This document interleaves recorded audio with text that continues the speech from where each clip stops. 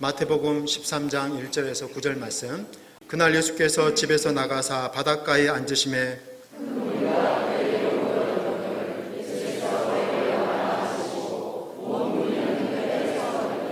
예수께서 비유로 여러 가지를 그들에게 말씀하여 이르시되 씨를 뿌리는 자가 뿌리러 나가서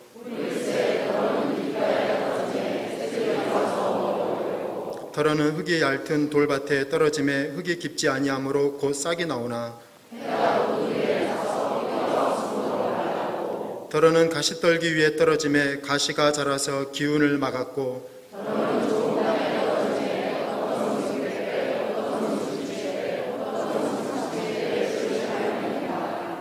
귀 있는 자는 들으라 하시니라. 아멘. 이는 살아계신 하나님의 말씀입니다.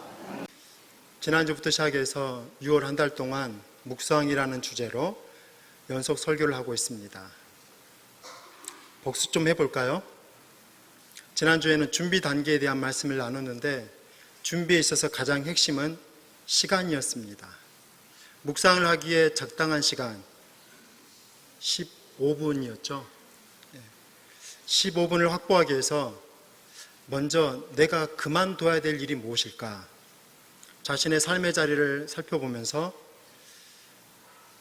별 문제 없지만 그대로 놔두면 내 인생의 뚝을 허무는 작은 구멍 같은 그런 삶의 시간들을 찾자라고 말씀을 드렸었습니다.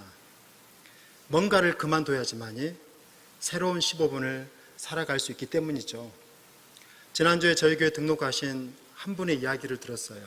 이분이 지방에서 사시다가 수지로 이사 오셨는데 그동안 친분이 있었던 관계로 거기에서 8인조 골프 모임이 있대요.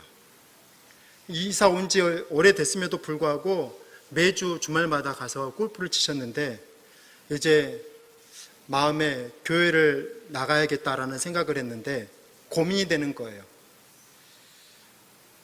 골프를 계속 치자면 주일날 교회를 나올 수가 없는 것이죠. 그래서 이분이 교회를 등록하기 위해서 골프를 은퇴하셨어요. 그분에게 있어서 15분은 골프입니다. 물론 이렇게 거창하고 무슨 큰 것이 아니어도 좋아요. 사소한 것이랄지라도 여러분의 삶에 익숙해져 있는 15분을 발견하셔야 되고요. 그것을 그만두셔야 됩니다. 거기에서부터 묵상은 시작이 돼요. 지난 일주일 동안 15분을 확보하시라고 부탁을 드렸는데 아마 그런 분도 있겠지만 아직도 찾고 있는 분도 있을 거예요. 앞으로 한 달 동안 우리가 묵상에 대한 집중 훈련을 해야 되는데요. 내가 어디 있느냐라는 하나님의 이 질문 앞에서 여러분 자신을 점검해 보고 생명의 시간 15분을 확보하기 위해서 버려야 될 15분이 무엇인가를 지속적으로 찾아내시고 그것을 결정하시고 또 다른 시간에 빼앗기지 않고 그 15분을 끝까지 지켜낼 수 있는 그런 묵상의 기본의 훈련이 되어지는 우리 성도님들이 되기를 간절히 바랍니다. 오늘부터는 이제 본격적인 묵상의 실전 단계로 들어갈 텐데요. 첫 번째 단계는 성경 읽기입니다. 묵상을 하기 위해서 필요한 성경 본문은 5절 정도면 충분해요. 너무 긴 본문을 선택하지 마시고 5절, 많아도 10절이 넘지 않는 그 정도의 짧은 본문을 선택하시고 천천히 3번에서 5번 정도 읽어가십시오. 이때 해야 될 일이 3가지가 있습니다. 첫째는 성경을 읽으실 때 부드러운 마음, 기대하고 사모하는 마음으로 읽으십시오. 오늘 본문에는 4종류의 밭이 등장해요. 밭은 말씀을 듣는 우리들의 어떤 내적인 마음의 태도를 의미하는 비유적 언어이죠. 4종류의 밭이 있는데 다 모양이 다르고 그래서 결과가 다릅니다. 공통점이 한 가지 있어요. 떨어짐에 모든 밭에 씨가 떨어졌다라는 거예요. 그렇지만 씨가 자리를 잡고 싹이 나고 줄기가 커져서 열매를 맺은 땅은 기경된 부드러운 땅 하나뿐이었습니다. 이 비유를 통해서 주님이 주고자 하시는 핵심적인 교훈이 뭐겠어요? 말씀보다 말씀을 듣는 자의 마음의 태도가 더 중요하다라는 거예요. 다시 한번 강조해 드립니다. 말씀이 중요한 거 아무리 강조해도 부족하죠. 그렇지만 말씀이 아무리 중요해도 듣는 자의 마음이 준비되어 있지 않는다면 그 말씀은 그 사람에게 있어서는 한 톨의 열매도 맺을 수 없는 그런 무능한 말씀이 된다라는 거예요. 지난주에 어떤 집사님이 직접 묵을 써 오셨어요. 저도 그 한 조각을 받았는데 말랑말랑한 그 묵을 상에 올리면 뭐겠습니까? 그게 묵상이에요. 그러면 사발에 올리면 뭐가 되겠어요? 사발에 올리면 묵사발이 돼요. 똑같은 묵도 어디다 올려놔에 따라서 전혀 달라지죠. 하나님의 동일한 말씀도 어떤 마음으로 듣느냐에 따라서 생명의 말씀이 될 수도 있고요, 그냥 귓가에서 울리다가 사라져버리는 그런 소리에 불과할 수도 있다라는 것입니다. 말씀 앞에서 여러분의 마음의 상태를 한번 점검해 보십시오. 묵처럼 부드럽고 기대하는 마음을 품고 있습니까? 아니면 돌처럼 딱딱하고 때로는 온갖 생각으로 복잡한, 그래서 말씀에 한 톨도 비집고 들어갈 수 없을 만큼 마음이 분주하십니까? 성경을 읽을 때 또는 말씀을 들을 때 먼저 마음이 부드럽게 열려 있어야 돼요. 그렇지 않으면 들어도 들리지가 않아요. 본문 이어서 나오는 14절 말씀에 보면 이사야의 예언이 그들에게 이루어졌으니 일렀으되 너희가 듣기는 들어도 깨닫지 못할 것이요 보기는 보아도 알지 못하리라. 이사야는 구약의 위대한 선지자였어요. 요즘식으로 보자면 어마어마한 부흥사였습니다. 말씀의 역사가 일어나고 기적이 일어났어요. 그런데 그런 능력 있는 주의 종을 통해서 선포되는 말씀도 그들이 직접 듣고 보았지만 깨닫지 못했다라는 거예요. 왜냐하면 그들의 마음이 완악했기 때문이다라고 성경은 이야기합니다. 마음에 고집이 가득하면 이 마음의 문 하나를 열지 못하는 거예요. 여름철에 장대비가 쏟아져도요, 장독대 뚜껑 딱 닫아버리면 태평양 같은 비가 내려도 그 장독대에는 물 한 방울 들어갈 수가 없습니다. 은혜의 폭포수 같은 말씀이 이 예배 가운데 내려도 마음의 뚜껑을 닫아버리면 어떤 생명의 말씀도 내 마음에 들어올 수가 없다라는 거예요. 그래서 히브리서 기자는 이렇게 말합니다. 그러므로 성령이 이르신 바와 같이 오늘 너희가 그의 음성을 듣거든 광야에서 시험하던 날에 거역하던 것 같이 너희 마음을 완고하게 하지 말라. 말씀 앞에서 먼저 우리 마음의 뚜껑을 열어야 됩니다. 이 머리의 뚜껑이 열리면 안 돼요. 대신 마음의 뚜껑을 열어놔야 돼요.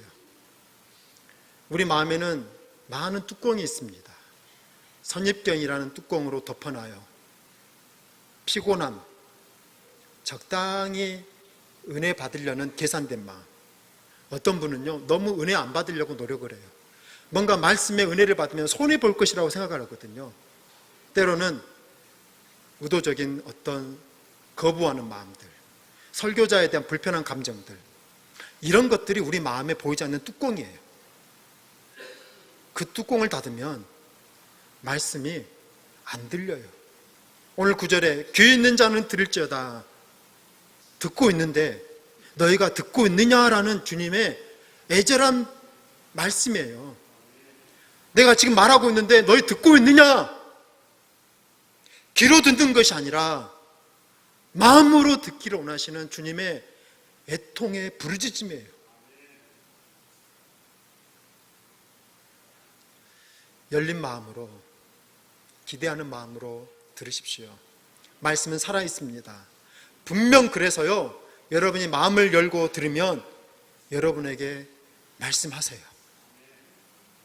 그리고 읽으실 때 매일 조금씩이라도 읽으셔야 돼요. 여름에 물놀이를 하려고 하면 튜브에 공기를 넣잖아요. 공기를 넣으면 빵빵해져요. 어른이 밟아도 다시 튕겨져 나올 만큼 그런 압력이 강합니다.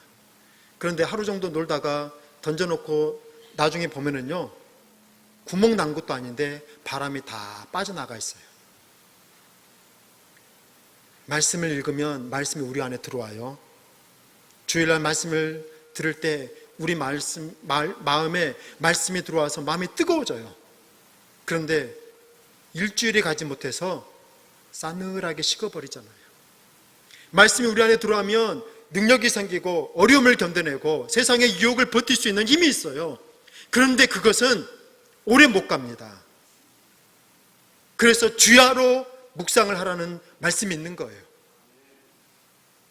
어떤 생명의 말씀이 우리 안에 들어왔다 할지라도 지속적인 말씀의 공급이 없으면 우리 마음에서 공기가 빠져나가듯이 우리도 모르는 사이에 말씀의 능력이 다 빠져나가서 그냥 바람 빠진 튜브같이 되고 마는 것입니다. 말씀을 읽으실 때 하나님, 주의 종이 듣겠습니다. 저에게 말씀해 주십시오. 이런 갈급한 마음으로 말씀을 펼치시고 단 한 절이랄지라도 주기적으로 말씀을 계속 읽으면서 여러분의 마음에 성령의 바람이 계속 공급될 수 있도록, 그래서 세상의 어떤 저항과 어떤 문제 앞에서도 견뎌낼 수 있는 그 내적인 공기가 충만한 그런 믿음의 성도들이 되기를 간절히 바랍니다. 그렇게 매일매일 성경을 조금씩 읽다가 여러분이 하셔야 될 두 번째 일이 있어요. 그 본문에서 한 단어를 찾는 것입니다. 그것이 씨앗 말씀이에요. 본문 전체를 다 기억하기 힘드시잖아요. 우리가 매주 한 절씩 암송을 하고 있는데 그 짧은 한 절도 외우기가 힘들어요. 그래서 여러분에게 제안하는 것, 딱 한 말씀, 한 단어, 한 구절도 아닙니다. 딱 한 단어를 선택하십시오. 그것을 일명 씨앗 말씀 또는 사랑의 언어라고 표현을 합니다. 이런 방법으로 선택하셔요. 천천히 읽다 보면 뭔가 그날 내 마음에 와닿는 단어가 있어요. 평소에 10번 이상도 수십 번 읽었던 본문인데 그날따라 눈에 쏙 들어오는 말씀이 있어요. 단어가 있어요. 그것이 그날 여러분에게 주어진 씨앗 말씀이에요. 씨앗 말씀은 따로 정해져 있지 않습니다. 이번 주 암송 구절이 사도행전 1장 8절이거든요. 그 본문의 주제 핵심 어는 성령이에요. 그렇다고 성령이 꼭 그날 아침 여러분에게 씨앗 말씀이어야 될 이유는 없어요. 얼마든지 다른 것이 될 수 있거든요. 그래서 시편 1편을 같이 읽어보고 이 중에서 여러분이 받은 씨앗 말씀을 한번 나눠보시다라고 하면 10명이 발표를 하면요, 다 달라요. 왜냐하면 성경 공부할 때 배웠던 어떤 핵심 요절이 아니라 그날 내 마음에 꽂혔던 그 단어거든요. 그래서 한 사람이 똑같은 본문을 또 다른 날 읽어보면 그날 또 나에게 주어지는 씨앗 말씀은 다른 단어가 될 수 있다는 것입니다. 그리고 한 가지 기억하실 것이 꼭 그 단어가 축복, 사랑, 이런 좋은 단어만 될 필요도 없어요. 때로는 부정적인 단어여도 그것이 그날 여러분에게 주시는 씨앗 말씀일 수 있습니다. 그래서 그 말씀을 통해서 하나님께 나아가는 것이기에 단지 부정적이라고 해서 그날 하나님이 나한테 어떤 부정적인 메시지를 주는 그런 의도가 아니라는 것이죠.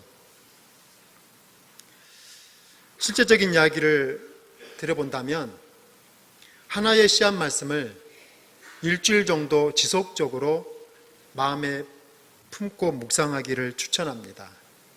두 가지 이유 때문인데요. 보통 묵상은 매일 본문이 달라져요. 묵상집이라고 하는 것을 시중에서 사보면 본문이 한 장이에요. 그 한 장을 읽으면서 거기에서 여러 가지 그 질문대로 묵상을 하다 보면 시간도요 꽤 걸립니다. 그래서 하다가 중도에 포기하는 일들이 많아요. 죄책감만 자꾸 쌓이게 되죠. 그래서 단순한 지속적으로 묵상할 수 있는 그런 의도로 이 씨앗 말씀 묵상법을 여러분들과 함께 나누려고 합니다. 또 한 가지 이유는 묵상이라는 것이 말씀을 통해서 우리가 하나님의 성품으로 닮아가는 그 지속적인 긴 과정을 의미하는 것이라고 한다면 그 일은 절대 하루 만에 일어나지 않아요. 그래서 매일매일 본문이 바뀌면 뭔가 내 삶을 하나님께 드리려다가 중간에 자꾸 멈추는 일이 생겨요. 우물을 파는 일로 비유하자면 삽질 몇 번 하다가 끝나는 거예요. 물을 못 봐요. 그래서 한 단어를 가지고 일주일 동안 꾸준하게 지속적으로 내 삶을 들여다보면서 하나님 마음을 묵상하다 보면 내 자신이 더 깊이 보여요. 한 곳에 깊이 우물을 파면서 그래서 거기에서 솟아나는 은혜의 생명수를 마실 수가 있게 되는 거예요. 그래서 가급적이면 한 말씀을, 한 단어를 가지고 일주일 동안 지속적으로 묵상하기를 제안합니다. 그러다 보면 그 중에 한두 씨앗 말씀은 일주일뿐만 아니라 여러분이 살아가는 긴 인생의 평생 동안 여러분의 삶의 씨앗이 될 거예요. 저에게는 시편 1편에 나오는 겨라는 단어가 지난 20년 동안 제 삶의 가장 중요한 씨앗이었습니다. 이 씨앗 말씀을 찾는 훈련을 통해서 여러분의 삶 속에 평생 동안 마음에 품을 수 있는 그런 씨앗 말씀이 있기를 간절히 바랍니다.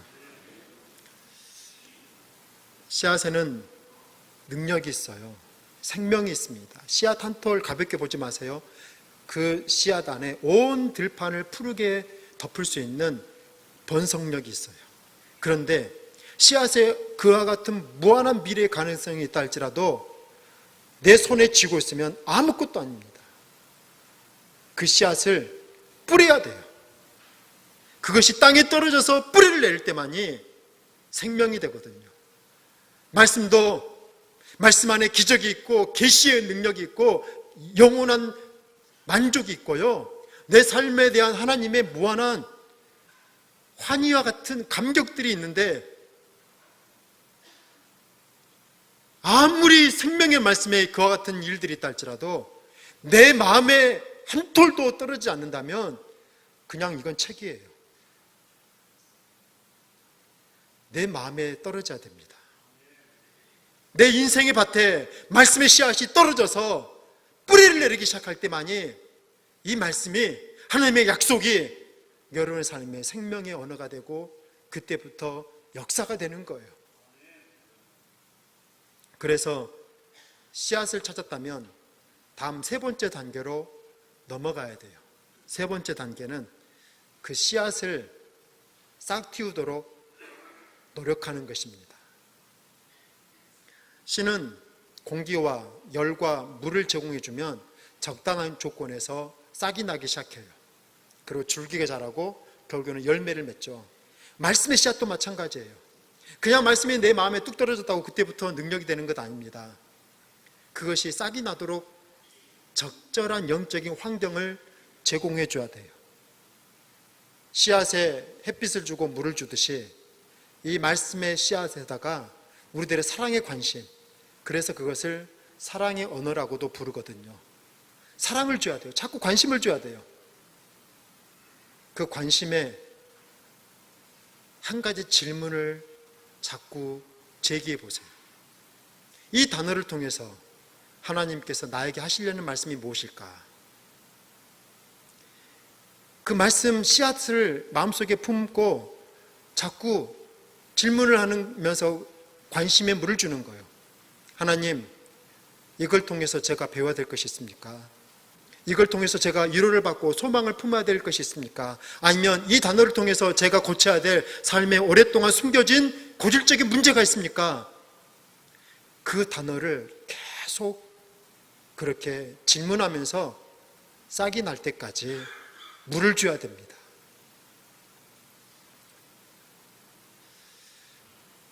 씨앗을 이렇게도 살펴보고 저렇게도 질문해 보면서 그렇게 계속 생각해 가는 것이 묵상이에요. 제가 시편 1편을 가지고 묵상하던 어느 날 악인들은 심판을 견디지 못하며 라는 이 부분에서 견디지라는 단어가 그날 제 마음에 와닿았어요. 그것이 제가 그날 아침 받은 씨앗 말씀이에요. 견디지라는 이 단어는 조금 부정적인 의미잖아요. 그날 부정적인 언어지만 그래도 그날 제가 받았다고 믿었기에 이 말씀을 붙들고 하루 동안 계속 기도했습니다. 하나님, 이 단어를 통해서 저에게 무엇을 말씀하시려고 하십니까? 그렇게 계속 질문하는 가운데 처음에는 딱딱한 말씀이었지만, 부정적인 것처럼 여겨졌던 말씀이었지만 조금씩 말씀이 열리기 시작하고 싹이 나기 시작했습니다. 그러면서 그날 아침 그 말씀을 통해서 제게 주시려고 했던 하나님의 음성이 무엇이었는가를 듣게 됐어요. 견디지는 여러 복잡한 상황에서 이제는 그만두려고 했던 제 마음에 조금만 더 견디지라고 하는 주님의 당부였고 격려였습니다. 저는 어쩜 이 말씀을 듣지 않았다면, 이 씨앗 말씀을 제 마음에 품지 않았다면 어쩌면 그 일을 그만뒀을 거예요. 근데 저 혼자만 힘겹게 버티고 있다고 생각했는데 이 말씀을 통해서 그날 주님이 주셨던 위로의 말씀은 조금만 더 견뎌. 내가 견딜 때까지 너 옆에서 함께 있어 줄 거야. 하나님의 약속이었어요. 이 간단해 보이는 그 단어 하나를 통해서 저는 제 자리를 지켜낼 수가 있었습니다. 우리가 부드러운 마음으로 말씀을 보기 시작하면 하나님은 우리에게 말씀 한마디를 건네세요. 그것이 우리 마음에 떨어지고 그것이 자라가기 시작하면 그때부터 그 말씀이 우리 삶에 등불이 되고 빛이 되기 시작해요. 오늘은 성령 강림 주일인데 우리는 성령 충만을 지극히 감정적으로 생각을 해요. 뭔가 내 마음이 뜨거워지면 성령 받았다고 말하고요, 방언하면 성령 받았다고 말하는데 그건 성령이라는 무한한 분의 정말로 1억 분의 1도 안 되는 작은 부분에 불과해요. 진짜 성령 충만이 뭡니까? 내 마음에 말씀이 없는 것을 어떻게 성령 충만이라고 말할 수 있겠어요? 성령 충만은 내 마음에 씨앗 말씀 하나가 떨어져 있고 그 말씀을 붙들고 거기에 지속적인 사랑의 관심을 주고 있는 그 내적인 상태가 성령 충만이에요. 잘 기억하십시오. 신앙의 주도권은 우리에게 있지 않고요, 하나님께 있어요. 우리는 내가 뭘 느꼈느냐, 자꾸 신앙의 결정을 우리가 하려고 해요. 아닙니다. 내가 뭘 느꼈느냐와 상관없이 신앙의 주도권은 주님이 가지고 계세요. 그래서 내 마음에 말씀 한 톨만 떨어지면 그때부터 주님은 말씀의 주인이 되셔서 우리 삶을 이끌어 가십니다. 우리가 할 일은 씨앗 말씀 하나를 마음속에 품고요, 마음의 뚜껑을 열고 씨앗 한 톨을 마음속에 품고 지속적인 질문을 할 때 그때부터 말씀이 우리 삶을 이끌어가는 인도자가 되는 것입니다. 한 가지 훈련을 하면서 아셔야 될 것은 씨앗 말씀이 매일매일 그렇게 뭔가 하나님의 의도로 분명하게 우리에게 다가오는 것은 아니라는 거예요. 이게 뭔 말씀인가? 아무리 하루 동안 생각을 해봐도요, 그 뜻을 모를 수 있는 그런 일들도 많이 있습니다. 그래서 훈련을 해야 돼요. 잘 안 되니까 훈련하는 거잖아요. 그리고 훈련의 한 가지 기본은 견디는 것입니다. 잘 안 돼도 훈련의 왕도는 없어요. 또 하는 거예요. 계속 하다 보면 거기에 조금씩 배움이라는 경험이 늘고요. 그리고 조금씩 더 말씀의 문을 열 수 있는 내적인 힘이 생겨요. 하나님의 창조도 어느 날 갑자기 된 것이 아닙니다. 창세기 1장에 보면 하나님의 영이 운행하시더라라고 말씀하고 있어요. 그 운행이라는 단어는 딱딱하고 차가운 알을 암탉이 따뜻하게 품고 있는 형상을 뜻하는 단어예요.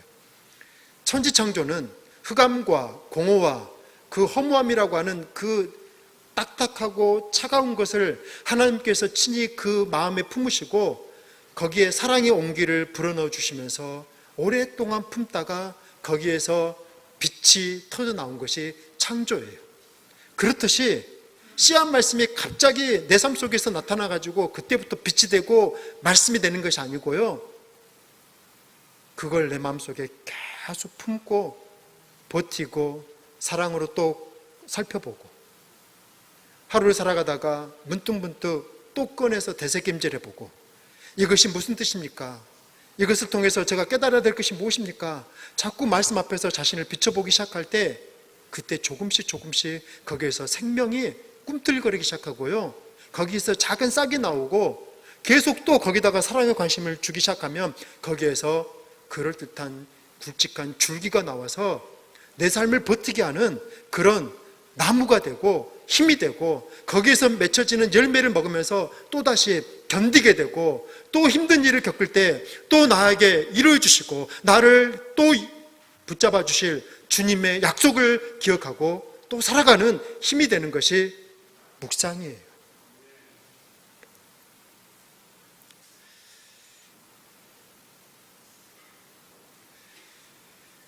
여러분 마음속에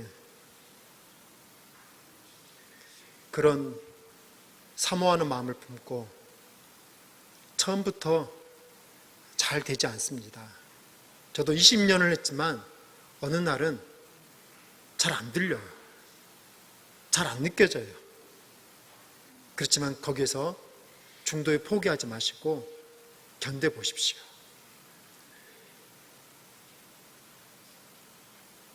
이스라엘 마사다라고 하는 유적지에서 씨앗 하나가 2005년에 발견됐는데 그걸 심었더니 나무가 컸어요.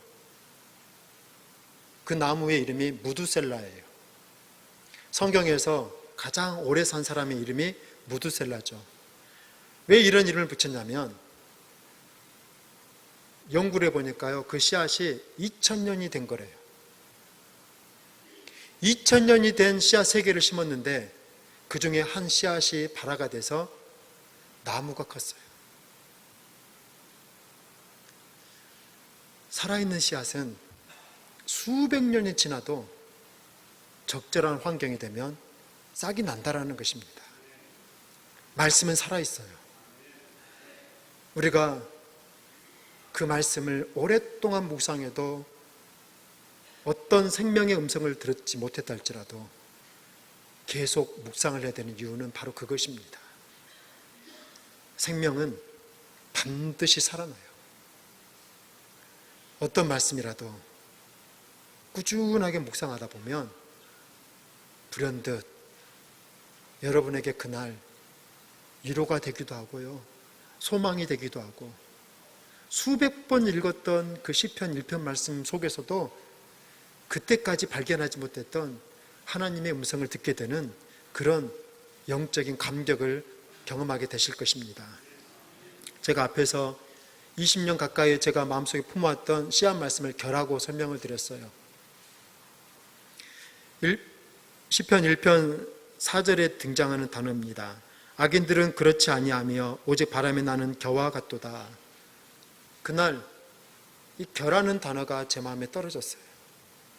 벼나 보리라는 곡식에 그 알곡이 빠진 그냥 빈 껍질만 남아있는 상태를 겨라고 하는 거죠. 그날 말씀이 제에게 떨어졌는데 이 겨라는 단어가 알곡과 비교해보면 부정적인 단어잖아요. 그게 좀 당혹스러웠지만 그래도 제가 믿음으로 아멘으로 순종하고 그 말씀을 제 마음에 품고 하루 종일 계속 묵상을 했습니다. 주님, 이 낯선 단어를 통해서 저에게 보여주고자 하시는 것이 뭡니까? 이렇게 기도하는 마음으로 묵상을 했어요. 그때 제가 목회를 막 이제 안수를 받고 막 뜨거운 마음으로 이제 목회를 시작하던 때였거든요. 사역도 잘 되고 뭐 주변과 관계도 편안하고 뭐 제 인생에 뭐 그때 결혼하나 못한 거 빼고는 뭐 부족할 것이 없었던 그런 상황이었거든요. 그런데 그날 결하는 그 단어를 가지고 묵상을 하는데 조금씩 하나님이 진짜 저의 모습을 보여주기 시작하셨습니다. 겉으로는 그럴듯한 알곡 같았는데 제 내면은 텅 비어 있었던 거예요. 하나님에 대한 사모하는 마음도 없고 성령을 갈구하는 심령도 없고 그냥 길들여져 있는 익숙한, 이미 전도사부터 10여 년 동안 잘 해왔던 그 경험으로만 하고 있는, 그렇지만 하나님의 영은 제 마음에 하나도 없는 그런 텅 비어있는 저의 내적인 상태를 주님이 그날 결하는 단어를 통해서 보여주었던 것입니다.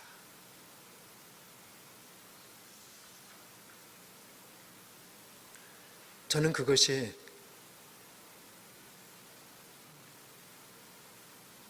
저의 진짜 자리, 내가 어디 있느냐라고 질문하셨던 하나님께서 당장에는 아무런 문제가 없는 것처럼 보이지만 실은 영적으로는 심각한 자리에 있는 저에게 주셨던 하나님의 경고였고 하나님의 깨우침이었다라고 그날 아침 많은 눈물을 흘리면서 깨달았어요. 그리고 20년을 살아오는 동안에 그 씨앗 말씀을 제 마음속에 품고 불현듯 자꾸 꺼내서 질문해 봅니다. 너는 알곡이냐? 아니면 겨냐? 너 이래도 괜찮은겨? 이런 마음으로 그 결하는 단어를 통해서 한시라도 하나님의 영이 없으면 아무리 사역이 잘 되고 교회가 부흥해도요, 그건 겨예요. 되어지는 것으로 제 자신이 존재가 결정되는 것이 아니라 저의 내면에 하나님이 계시지 않다면 저는 텅 빈, 그래서 작은 바람만 훅 불어도요 흔적도 없이 사라지는 겨와 같은 존재라는 거예요. 이 무서움을 경험했기에 저는 20년을 살면서 자꾸 점검해요. 제가 어디에 있는지, 안전한 곳에 있는지 저 스스로를 그렇게 점검해 오고 있습니다. 여러분에게도 그런 평생을 붙들고 살아갈 수 있는 그 생명의 씨앗 말씀 하나가 있기를 바랍니다. 바람에 날아가는 겨도 한때는 알곡이었어요.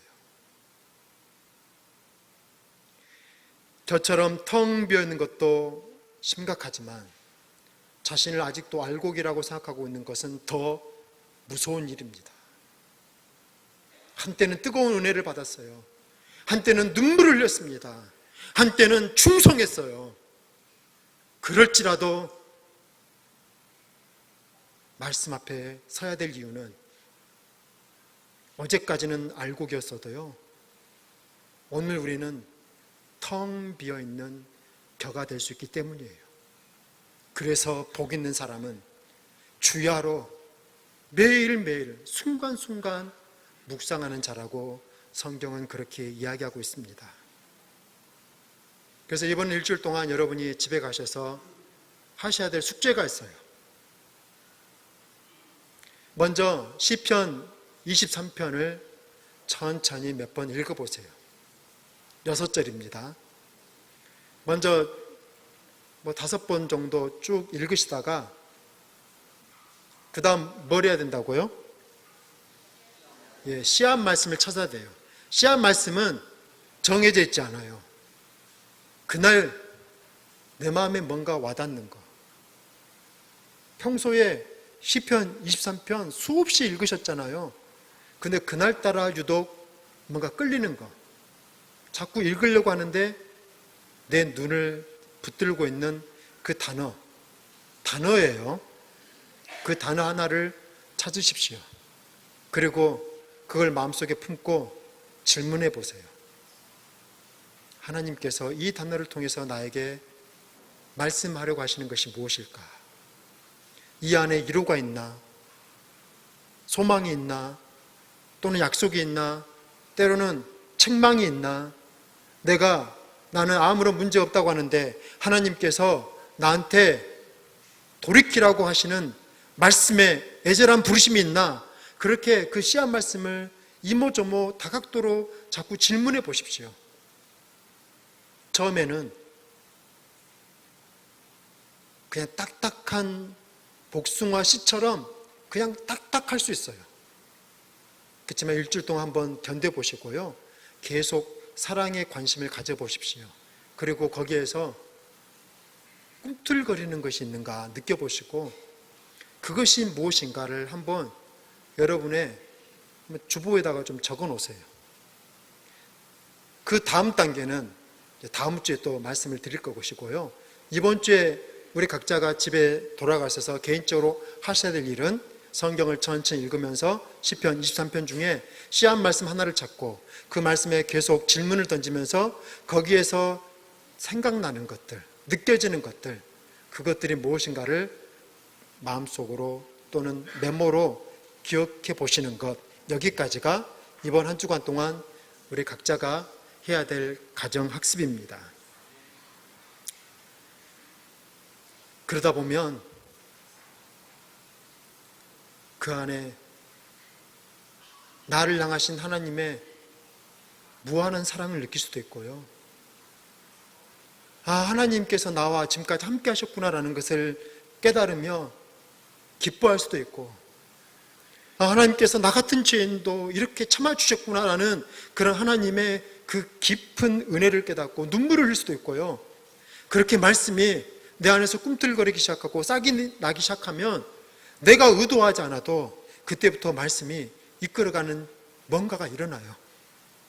그렇게 인생이 흔들리고 감정이 요동치고 인생의 갈림길에서 어찌할 바를 모르고 있는 그 상황 속에서 씨앗 말씀을 품고 그 씨앗 말씀을 가지고 묵상하다가 그 씨앗 말씀이 내 한 걸음을 내딛는 발의 등이 되고 내 평생을 걸어가는 인생의 길에 빛이 되는 것 같은 그런 경험을 하는 그런 묵상자가 되기를 간절히 축복합니다.